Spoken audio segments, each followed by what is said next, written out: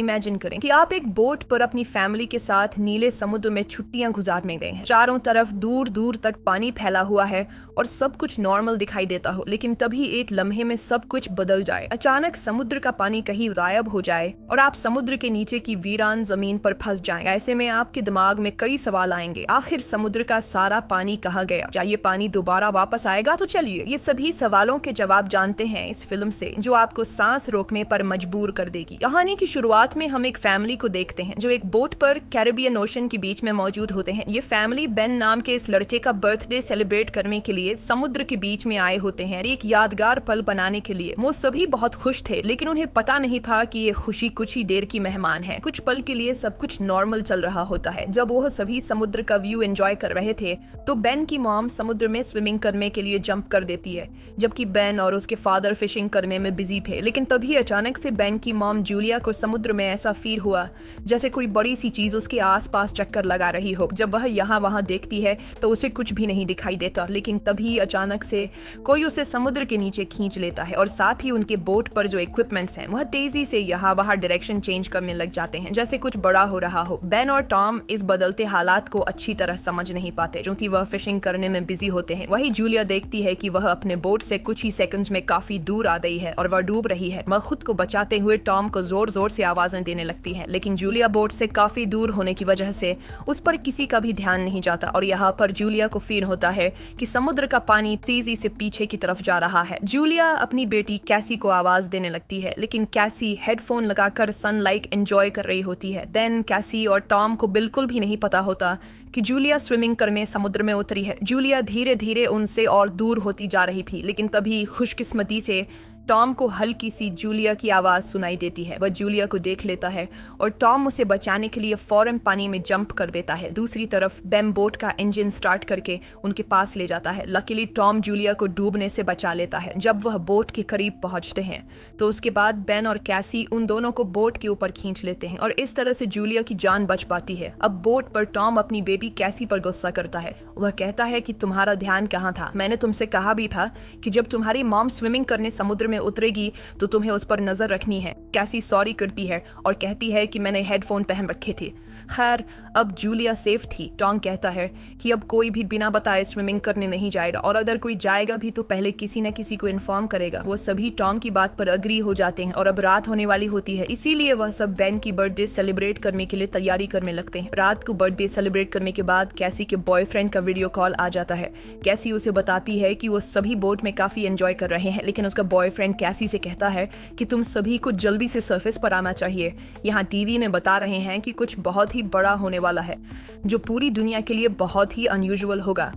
ये सुनते ही कैसी नोटिस करती है कि उसके बॉयफ्रेंड के पीछे शहर में बहुत बड़ा तूफान आ रहा है। वह ये देखकर थोड़ी परेशान हो जाती है क्योंकि उस समय ये लोग सेफ जगह पर तो बिल्कुल भी नहीं थे। वह उससे और भी बातें करने लगती है कि तभी अचानक इन दोनों का कनेक्शन कट जाता है। ये बात वह जाकर अपनी मॉम डैड को बताती है, जिसके बाद ये लोग अपनी बोट की सेफ्टी चेक करने लगते हैं। जो चेक करते हुए ये लोग नोटिस करते हैं कि उनके बोट के आसपास बहुत सारी वेल और शार्क फिश मंडरा रही हैं, जबकि इस एरिया में वेल्स या फिर शार्क मछली बिल्कुल भी नहीं पाई जाती है। टॉम एक ओशन एक्सप्लोरर था, इसीलिए वह जानता था कि वेल या शार्क ऐसा किसी बड़े भयानक तूफान के आने से पहले ही करती है। आने वाले भयानक तूफान का अंदाजा तो हो ही चुका था, लेकिन उससे पहले उन्हें शार्क से निपटना था। उससे पहले कि वह कुछ कर पाते तभी इस दौरान उनकी बोट को एक जोरदार झटका लगता है। वह सभी बहुत घबरा जाते हैं। टॉम समझ जाता है कि बोट के निचले हिस्से के साथ कोई बड़ा क्रीचर टकरा गया है, जिसे चेक करने के लिए टॉम नीचे पानी में जाता है। वह देखता है कि बोट के नीचे बहुत बड़ा डेंट आ चुका है, जो कि जरूर इसी बड़ी शार्क ने दिया था। ये चेक करने के बाद जब टॉम वापस ऊपर आता है तो उसके कंधे पर बहुत ही गहरा चोट आया होता है। ये देखकर जूली उसके जख्मों पर स्टिचेस लगाती है। यहाँ पर टॉम अपनी फैमिली को बताता है कि शार्क के दिए इस डेंट की वजह से इंजन खराब हो गया है, अब हम बोट को आगे नहीं ले जा पाएंगे। वो सभी समुद्र के बीचों बीच फंस चुके हैं और अब उनके पास सिर्फ यही ऑप्शन रह गया था कि ये किसी को मदद के लिए बुलाए। लेकिन केसी जब बाहर मदद के लिए कॉल करने के लिए आई तो सिग्नल भी नहीं थे। उनकी बोट का कम्युनिकेशन कोई भी सिग्नल पकड़ नहीं रहा था। वह सभी बहुत परेशान थे कि अचानक से यह सब कुछ बंद क्यों पड़ दे। अब इस मुश्किल वक्त में टॉम अपने खाने पीने का सामान चेक करता है उनके पास सिर्फ 4 दिन तक का खाना था और कुछ भी नहीं, लेकिन जिंदा रहने की एक छोटी सी उम्मीद उन्हें इस बात की थी कि यह लोग एक शिपिंग रूट पर थे और यहाँ से कोई ना कोई शिप इन्हें गुजरते हुए देख लेगा, जिसके बाद वह इसे बचा लेंगे। अब उनकी इन्हीं बातों के दौरान उन्हें बाहर से एक जोरदार आवाज सुनाई देती है। जब उन्होंने बाहर जाकर देखा तो एक बड़ा सा मीटियोरॉइड इन्हीं की तरफ आ रहा था। वह उनकी शिप से टकरा सकता था और उससे बचने के लिए टॉम जल्दी से अपनी बोट का इंजन स्टार्ट करता है, लेकिन वह जानता था कि अगर उसने ऐसा किया तो उसकी बोट बर्बाद हो जाएगी और ऐसा ही होता है। उनकी बोट का इंजन पूरी तरह से डैमेज हो गया, लेकिन उनके पास कोई दूसरा ऑप्शन था ही नहीं। अगर वह इंजन स्टार्ट करके बोट को आगे नहीं ले जाता तो वह मीटियोरॉइड सीधा इनसे टकरा जाता। टॉम देखता है कि आसमान में से गिरने वाली ये ऑब्जेक्ट्स असल में सैटेलाइट थी, इसीलिए अचानक रेडियो और टेलीफोन्स के सिग्नल्स में काम करना छोड़ दिया है। वह सभी इस हादसे से पूरी तरह संभल नहीं पाए थे कि तभी एक दूसरा मीटियोरॉइड भी उनकी तरफ बढ़ने लगा। अब अपने आप को बचाने के लिए ये लोग कुछ और कर नहीं सकते थे, इसीलिए ये बोट के निचले हिस्से में जाकर लाइफ जैकेट पहन लेते हैं ताकि अगर बोट पलट भी जाए तो वो सभी पानी में डूबे नहीं। जब वह बोट के अंदर होते हैं तो बोट बहुत ही तेजी से झटके खाने लगती है। वह सभी समझ जाते हैं कि अब ये लोग बच नहीं पाएंगे। तभी अचानक इन लोगों को एक जोरदार आवाज सुनाई दी और ये सभी बेहोश हो जाते हैं। जब इन्हें होश आया तो ये लोग पाते हैं कि ये लोग जिंदा थे। हालांकि इन्हें चोटें जरूर आई थीं, मगर हैरानी की बात ये थी कि अब उनकी बोट के अंदर कहीं छोटी बड़ी सुराखें हो चुकी थीं, लेकिन उसे पानी अंदर नहीं आ रहा था। अब जब यह पूरी फैमिली अपने बोट से बाहर आकर देखती है तो यह नज़ारा देखकर वह सभी हैरान रह जाते हैं। वह देखते हैं कि उनकी बोट के नीचे पानी ही नहीं, उनकी बोट के आसपास जमीन पर मछलियां पड़ी थीं और उनकी बोट एक वीरान पहाड़ी इलाके में थी, जैसे यह लोग किसी दूसरी दुनिया में आ गए हों। यह जगह पूरी तरह से बदल चुकी थी। जहां कल रात तक पानी था वह जगह अब ऊंचे ऊंचे पहाड़ों और गड्ढों की तरह दिख रही थी। वह सभी जल्दी यह बात रियलाइज कर लेते हैं कि वह किसी डिजर्ट में नहीं बल्कि वह अभी भी समुद्र के बीचों बीच है। बस समुद्र का सारा पानी यहाँ से किसी दूसरी जगह शिफ्ट हो गया है। अब टॉम जल्दी से अपना कंपास निकालता है और डायरेक्शन देखने लगता है और वह समझ जाता है कि यह जरूर धरती के साथ कुछ गड़बड़ हुई है। धरती के पोल चेंज हो गए हैं। नॉर्थ पोल की जगह साउथ पोल आ गया था, जो कि साउथ पोल की जगह नॉर्थ चला गया था और इसीलिए जहां पर पहले जमीन पर लोग बसते थे समुद्र का सारा पानी वहां पर चला गया है और अब समुद्र की जगह जमीन बन चुकी थी। इस चीज का पता लगने के बाद यह सब लोग हैरान रह गए। एक और भयानक बात टॉम ने उन्हें यह बताई कि इस सब के बीच जो इंसान जिंदा जमीन पर थे वह सभी मारे गए होंगे। टेसी को यह बात बहुत ज्यादा तकलीफ देती है। वह अपने आप को कैबिन में बंद कर लेती है, क्योंकि उसे पता चल चुका था कि उसका बॉयफ्रेंड अब इस दुनिया में नहीं रहा। लेकिन अब एक और बात थी जो कुछ ही देर बाद उन्हें पता चलने वाली थी और वह बात सुनकर उनके होश उड़ने वाले थे। खैर अब जूली यहाँ पर बचे हुए खाने को इकट्ठा करने लगती है और बेन अपने बर्थडे के सारे बलून हवा में उड़ाता है ताकि अगर कोई जिंदा हो तो वो उनके पास आ जाए और वो सब मिलकर इस सिचुएशन का सामना करें। उसके बाद टॉम रेडियो के जरिए किसी से कांटेक्ट करने की कोशिश करता है। उम्मीद तो उसे ये थी कि सामने से कोई रिस्पांस नहीं आएगा, लेकिन सरप्राइजिंगली उसे रिस्पांस मिलता है। ये रिस्पांस उसे एक कैप्टन ने दिया था जिसका नाम नाटो है और वो भी समुद्र पे शिफ्ट होने की कहानी जानता था, जो कि वह भी टॉम की फैमिली की तरह अपनी सबमरीन में था। टॉम कैप्टन से पूछता है कि अब इस सिचुएशन में हमें क्या करना चाहिए। यह कैप्टन इन सभी को वह बात बताता है जिससे उनके पैरों तले जमीन खिसक जाती है। कैप्टन टॉम को बताते हैं कि अर्थ के जो पोल चेंज हुए हैं वे लगभग 1 हफ्ते में फिर से अपनी जगह वापस आ जाएंगे, यानी 1 हफ्ते बाद समुद्र वापस अपनी जगह पर आएगा और उस समय उसकी लहरें बहुत खतरनाक होंगी। इसलिए कैप्टन टॉम से कहता है मैं तो सबमरीन के जरिए सरवाइव कर लूंगा, मगर तुम जल्दी से जल्दी अपने लिए कोई ऊंची सी जगह देखो और वहां चले जाओ, क्योंकि वहां पर तुम्हारे बचने के चांसेस ज्यादा होंगे। ये बात सुनते ही जूली फौरन अपने बच्चों से पैकिंग करने के लिए कहती है। टॉम कैप्टन से कहता है कि आपकी सबमरीन के अंदर भी बचने के चांसेस ज्यादा है, तो क्या आप मेरे फैमिली को रख लेंगे। कैप्टन कहता है कि जरूर भाई, मैं ऐसा करना तो चाहता हूँ लेकिन मैं कर नहीं सकता, क्योंकि मेरी सबमरीन के अंदर मेरा एक साथी मारा गया है और यहाँ पर सिर्फ 2 लोगों की ही जगह है। मैं एक आदमी को तो रख सकता हूँ लेकिन फिर भी एक बाहर ही रहेगा। और यहाँ पर टॉम कैप्टन से रिक्वेस्ट करता है कि प्लीज आप मेरे दोनों बच्चों को किसी तरह से रख ले, इसके बदले में आपको हमारे पास बचा सारा खाना दे दूंगा। जिसके बाद कैप्टन उसकी बात मान लेता है और कैप्टन टॉम को मैन्युअली मैप पर अपना लोकेशन समझा देता है। उसके बाद टॉम उस सबमरीन की लोकेशन का अंदाजा लगाता है और वो अपनी वाइफ को बताता है कि हम सिर्फ 2 दिन में वहां तक पहुंच जाएंगे, यानी ये समुद्र का पानी वापस आने से पहले हम अपने बच्चों को सही सलामत वहां तक पहुंचा सकते हैं और इस तरह से हमारे दोनों बच्चों की जान बच सकती है। अगली सुबह ये पूरी फैमिली अपने सफर के लिए तैयार थी। जो टॉम देखता है कि दूर से एक अजीब सा आदमी अपने डॉग के साथ उनकी तरफ चला आ रहा है। टॉम देखता है कि वह आदमी घायल है, इसलिए टॉम में उसकी मदद करनी चाहिए। वो पानी की बोतल लेकर उसके पास जाता है। इस आदमी ने टॉम का पानी पीने के बाद उसका शुक्रिया अदा करने के बजाय उल्टा उस पर अटैक कर लेता है और ये चीज दूर खड़ी जूली भी देख लेती है। दो आदमी अपने पास पड़े हुए चाकू से टॉम पर हमला करके उसकी जान ले लेता है। उसके बाद वो आदमी जूली की तरफ बढ़ता है। अब अपने हस्बैंड को तो वो नहीं बचा पाई, लेकिन जल्दी से वो बोट के अंदर जाती है और कैबिन में अपने दोनों बच्चों को लॉक कर देती है। उसके बाद वो केसी को एक फ्लेयर गन देती है और कहती है कि इसका यूज तब करना जब हम बहुत ही मुश्किल हालत में हो। अब ये बात कर ही रहे थे कि वह आदमी उनकी बोट तक भी पहुंच जाता है और उससे बचने के लिए जूली बाथरूम के अंदर चली जाती है। अब यहाँ पर वो किलर उनकी बोट पर सर्च करना शुरू कर देता है और जैसे ही उसे यहाँ खाना मिलता है वो खाना शुरू कर देता है। वह खाने पर ऐसा टूट पड़ता है जैसे वह पिछले कई दिन से भूखा हो। खाना खाने के बाद जब वह जूली को ढूंढने लगता है, उसके बाद वह सीधा कैबिन की तरफ जाता है, लेकिन वहां जाकर उसे पता चलता है कि जहां से आवाज आ रही थी वहां कोई भी नहीं है। दरअसल जूली बोट में हुए छेद से निकलकर यहाँ से बाहर निकल चुकी थी, लेकिन उस आदमी का जो डॉग होता है वह जूली को देख लेता है। वह जूली पर भौंकने लग जाता है। अब मजबूरी में जूली को उस डॉग को चुप कराने के लिए उसे मारना पड़ता है, पर वह खुद बोट के नीचे छुप जाती है। हालांकि वैसे तो वह उस किलर को नहीं मिल पाती, लेकिन जब वह बाहर झांक कर अपने डॉग को मरा देखता है तो वह समझ जाता है कि जूली बोट से बाहर है। अब जैसे ही वह उसे पकड़ने के लिए बोट से नीचे उतरा तो जूली वापस बोट के ऊपर जाकर एक टूटे हुए शीशे को अपना रास्ता बनाते हुए फिर से बोट के अंदर आ जाती है। लेकिन थोड़ी देर में यहाँ पर जूली उस आदमी के हाथों पकड़ी जाती है। वह उसे उसके बालों से पकड़ के उसे मारने लग जाता है। वह जूली का गला दबाने लगता है। अब वह किसी तरह से खुद को बचाने के लिए उस किलर से लड़ने लगती है। कैसी जो ये सब केबिन से देख रही थी, उसे याद आता है कि ये फ्लेयर गन यूज करने का अच्छा मौका है। वो फ्लेयर गन चला देती है जिससे आदमी दूर जा गिरता है, लेकिन उससे ज्यादा कुछ नहीं होता, बस उन्हें भागने का मौका मिल जाता है और बोट में आग भी लग जाती है। अब जूली जल्दी से अपने दोनों बच्चों को बचाने के लिए उस बोट से बाहर निकल जाती है। बोट से निकलते वक्त वो किलर एक बार फिर से जूली पर हमला करता है, लेकिन इस बार जूली उसे लात मारते हुए पीछे गिरा देती है। बाहर जाने के बाद कैसी और बेन अपने फादर की डेड बॉडी को देखकर रोने लगते हैं। उन्होंने इस सब की बिल्कुल उम्मीद नहीं की थी। बेन अपने पिता की मौत का खुद को जिम्मेदार ठहराता है। वो कहता है कि न मैं वो बलून ऊपर छोड़ता और न ही आदमी उन्हें देखकर यहाँ आता। अब यहाँ पर जूली भी अपने हस्बैंड से लिपट कर रो रही थी कि तभी वो देखती है कि वो किलर उनकी जलती हुई बोट से बाहर निकल आता है और अब उनके लिए यहाँ पर रुकना सेफ नहीं था, इसीलिए वो अपने दोनों बच्चों को लेकर यहाँ से भागती है। कुछ ही देर बाद उनकी जलती हुई बोट ब्लास्ट हो जाती है। भागते भागते ये लोग काफी थक चुके थे, इसलिए ये एक पहाड़ी के पीछे आराम करने के लिए रुक जाते हैं, जो कि उन्हें लग रहा था कि शायद इस किलर में यहाँ उनका पीछा छोड़ दिया है। बेन यहाँ पर भी रो रहा था। कैसी उसे हौसला देते हुए पीने के लिए साफ पानी देती है, लेकिन बेन पानी पीने से भी इनकार कर देता है। जूली अपने बेटे को समझाती है कि इसमें तुम्हारी कोई गलती नहीं, वो तो तुमने मदद के लिए बलून हवा में उछाले थे। कभी जूली ने देखा कि वो किलर अभी भी उनके पीछे आ रहा है। अब तीनों जल्दी से किलर से बचने के लिए भागना शुरू कर देते हैं। भागते भागते ये लोग बहुत थक चुके थे, लेकिन जब भी ये पीछे मुड़कर देखते हैं तो वो किलर उनके पीछे ही आ रहा होता था। अब ये लोग रुकते नहीं,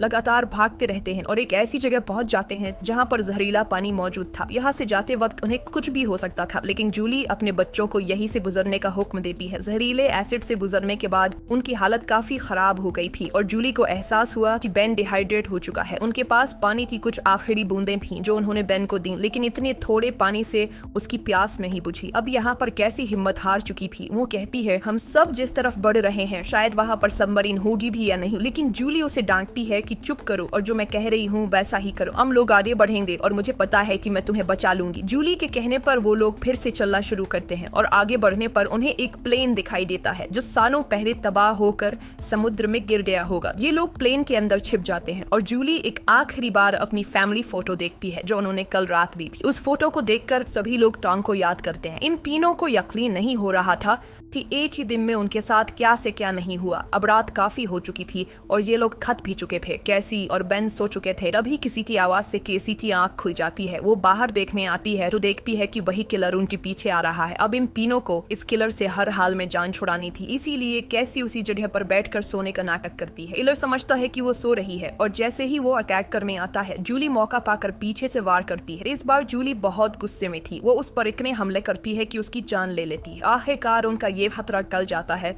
और जूली सुकून की नींद सो जाती है। सुबह जब वो उठते हैं तो देखते हैं कि किलर की बॉडी बहुत बुरी हालत में है। इसी क्रीचर ने उसे काट काट कर अंदर से खोखला कर दिया था, जिससे उन्हें अंदाजा हो गया कि यहाँ आस पास खतरनाक जीव है। अब उन्हें जल्दी से वहां पहुंचना था जहां कैप्टन की सबमरीन। जूली अपना मैप देख रही थी। दूसरी तरफ बेन पानी की तलाश में भटक रहा था। आगे जाकर वो पानी देखता है और बिना सोचे समझे पीने लगता है। जूली ने मना किया था क्योंकि वो तालाब जहरीला था, लेकिन बेन इतना प्यासा था कि उसने जूली की बात न मानी। जूली उसे देखती है और दौड़कर पानी पीने से रोक लेती है, लेकिन तब तक वो काफी पानी पी चुका था। थोड़ी देर बाद बेन बीमार हो गया और चलने की हालत में नहीं था, इसीलिए जूली और केसी वहां पर एक शेल्टर बनाते हैं और कुछ देर आराम करते हैं। तभी जूली को अजीब आवाजें सुनाई देती हैं। जब वो बाहर जाकर देखती है तो उसे पता चलता है कि ढेर सारे क्रैब्स उनकी तरफ बढ़ रहे हैं, जिनसे बचने के लिए उन्होंने भागना शुरू किया। थोड़ा आगे चलने के बाद कुछ दूरी पर उन्हें एक बहुत बड़ी शिप नजर आई। ये एक कार्गो शिप थी जिसके अंदर बहुत सारे कंटेनर्स भी थे। इन कंटेनर में ही बहुत सारे लोगों ने पनाह ली हुई थी। इन तीनों को देखते ही वो सभी कंटेनर में जाकर छुप गए। दरअसल वो इन तीनों से नहीं भागे बल्कि उनके पीछे केकड़े आ रहे थे। ये तीनों कंटेनर के पास जाकर गिड़गिड़ाने लगते हैं और दरवाजा खोलने की रिक्वेस्ट करते हैं, लेकिन वो उनके लिए दरवाजा नहीं खोलते। दूसरी तरफ केकड़ों की एक बहुत ही बड़ी सेना उनके पीछे थी, इसीलिए अब उनको खुद कुछ करना होगा। उनके पास कोई और रास्ता तो था नहीं, इसलिए जूलियन और उसके दोनों बच्चे कंटेनर के ऊपर चढ़ने का फैसला कर लेते हैं। जूलियन पहले अपने दोनों बच्चों को कंटेनर के ऊपर चढ़ाती है। अब जूलियन जैसे ऊपर चढ़ती है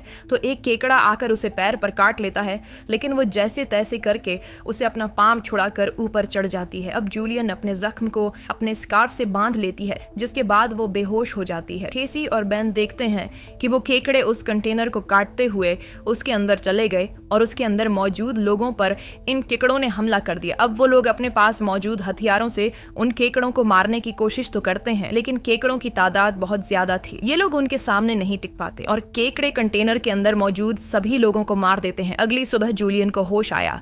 उसने देखा कि उसके दोनों बच्चे यहाँ नहीं हैं। वो बुरी तरह से डर गई कि कहीं मेरे बच्चों को कुछ हो नहीं गया हो, लेकिन तभी दूर से उसे केसी और बेन आते हुए दिखाई दिए, जो असल में खाने पीने और हथियार की तलाश में गए हुए थे। खैर, अब यहाँ पर वो केकड़े भी नहीं थे। अब जूलियन अपने केकड़े के काटे जख्म को ठीक करती है, जबकि बेन कंटेनर के अंदर मरे हुए लोगों के वेपन्स कलेक्ट कर लेता है ताकि उससे खुद की सेफ्टी के लिए यूज कर सकें, और वहाँ उन्हें थोड़ा बहुत खाना भी मिल जाता है। खैर, इसके बाद जूलियन कैप्टन से कांटेक्ट करती है, जिस पर वो बताता है कि मेरे ऊपर भी इसी क्रीचर्स ने अटैक कर दिया है और अब मैं बहुत ज्यादा जख्मी हूँ, मैं तुम्हारी मदद नहीं कर सकता। और साथ ही वो जूलियन को ये भी बताता है कि अब समंदर का पानी बहुत जल्द वापस फिर से अपनी जगह पर आने वाला है, इसीलिए तो ये सी क्रीचर फिर से यहाँ वापस आ गए हैं। जूलियन रोने लग जाती है क्योंकि इन लोगों को ये भी नहीं पता था कि सबमरीन तक जाने के लिए उन्हें कौन सी डायरेक्शन में जाना है, क्योंकि सारी रात भाग दौड़ में उनका मैप भी कहीं गिर गया था। इसलिए कैप्टन उनकी आसानी के लिए अपनी फ्लेयर गन से हवा में फायर करता है और बेन उसे देख लेता है, मगर वो जगह उनसे बहुत दूर थी। ये लोग तेजी से सबमरीन की तरफ बढ़ने लगते हैं, लेकिन अभी तक वहां तक पहुंचना नामुमकिन लगने लगा, क्योंकि वहां पहुंचने तक उन्हें एक चट्टानी रास्ते से गुजरना पड़ता है, जहां से गुजरते हुए